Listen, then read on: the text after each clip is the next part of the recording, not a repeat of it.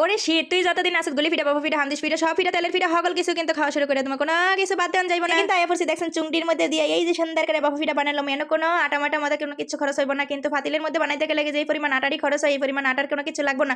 এটা একটা ভালো বুদ্ধি, আর এটার মধ্যে বানাইলে কিন্তু কি সুন্দর একটা শেপ আইতাছে দেখছেন নি, চিন্তা করা যায় এত সুন্দর শেপ দিয়ে কিন্তু আমি এই ফিটাও বানাইতে পারি। মাগো কত গুণের গুণ আমার। যাই হোক এবার অনেক কথা কয়ে লাইছি, বকর বকর করা শেষ। এইবার দেখেন ফিটার প্রসেসটা লয়ে আই পড়ছি। প্রথম ঠেলাই কিন্তু আমি লয়ে লিছি চাউলের গুঁড়া, আতো চাল্লন ফুলার চাল্লন হিদ্দ চাল, কোনো অসুবিধা নাই, যেই কোনো চালের গুঁড়াই লইতে পারবেন। সেইগুলো সুন্দর করে পরিমাণ মতন লবণ দিয়ে পানি দিয়ে মাখা মাখা করবেন। সকলে কিন্তু জানেন এই বাফু পিঠা বানাইতে জানি, তারপরে কিন্তু আমার রেসিপিটা আজকে একটু দেখ। পরিমাণ মতন পানি দিয়ে মাখা মাখা করে তারপরে কিন্তু এই জিনিসটা সুন্দর করে চাল্লা লইতে হইব। আর যদি শুকনা চাল থাকে বা ফ্রিজের চাল থাকে তাহলে কিন্তু ফ্রিজ অনেক সময় ডিপ ফ্রিজে রাখুন যায় শুকনা চাল, সেই শুকনা চাল যদি থাকে তাহলে কিন্তু হেটারে সুন্দর করে 5 মিনিটের মতন মাখা মাখা মাখা মাখা কইরা আরো 10 মিনিট মাখা মাখা কইরা রাখা দিবেন, তারপরে কিন্তু ভালো একটা রেজাল্ট পাইবেন।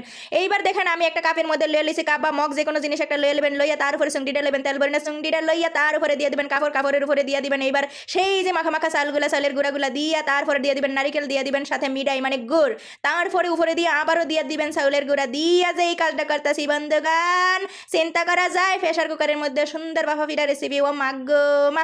এইবার প্রেসার কুকারের মধ্যে বসাইয়া দিছি, ফানি ভিতরে দিয়া কিন্তু দিয়ে দিছি। এইবার বাফটা উঠলেই আমার পিঠা হয়ে যাবে। এই যে প্রেসার কুকারটা বসেছে চুলার আঁচটা মিডিয়ামে রাখছি, আর প্রেসার কুকারের অর্ধেক পরিমাণ পানি দিছি, দিয়া তার উপরে যে উপর শিশটা ছিল এই শিশিটা উড়াই দিছি। শিশটা উড়ানোর পরে এইবার দিয়ে দিছি বসাইয়া, কিন্তু দিলে সাবধানে দিবেন বন্ধুগান। ঘটনা যেটা হয়ে গেছে আমি কিন্তু দিতে যাই হাতের মধ্যে একটু শেখা খেয়ে লাইছিলাম, আপনারা আবার এই কাজটা করিয়েন না, একটু বাঁকা করে দিবেন। আপনারা খেয়াল করবেন আমি কিভাবে দিছি, এই জিনিসটা যদি খেয়াল করেন তাহলে আপনারা কিন্তু হাত মাত ফুরবেন না। অলরেডি আমার হাতের মধ্যে একবার বাফাটা এভারসেন একটু সাবধানে করতে হইব।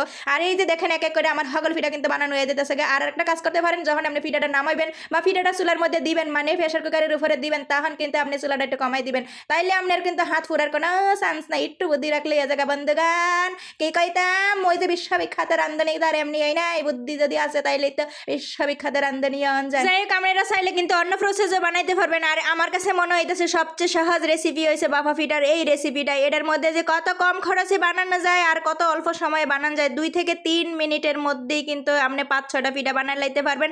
একটা পিঠার জন্য আপনার 1 মিনিটই যথেষ্ট। এত পরিমাণ বাফাটা ওডে প্রেসার কুকারের উপরে দিয়ে চিন্তাটাও করতে পারবেন না। চাইলে কিন্তু একবার ট্রাই করে দেখতে পারেন। যদি আমার ভিডিওটা ভালো লাগে অবশ্যই কিন্তু সকলের দেখানোর লেগে একটু সুযোগ করে দিবেন। আসলে হয়েছে কি জানেন, আপনাকে এক একটা সুন্দর কমেন্টে কিন্তু আমার পরবর্তী ভিডিওটা বানানোর একটা উৎসাহ জাগে। আপনারা যদি উৎসাহ দিয়ে একটা কমেন্ট করতে পারেন, আর একটা উৎসাহমূলক কমেন্ট মানে একটা সুন্দর মন্তব্য যদি আপনারা করতে পারেন, যদি একটা গঠনমূলক কমেন্ট করতে পারেন, এটা কিন্তু আপনারও ডিসএঙ্গেজ বাড়বো আর আমারও কিন্তু লাভ। শুধু যে আমারই লাভ করতেছেন তা কিন্তু না, অনেকে কিন্তু হিংসামি করেন। আসলে হিংসামি করে কিছু হইব না, একটা লং ভিডিও বানাইতে অনেকটা সময় লাগে। আপনাদের যদি একটা সুন্দর মন্তব্য পাই তাহলে কিন্তু আমরাও মনটা জুড়ে জায়গা বুঝছেন।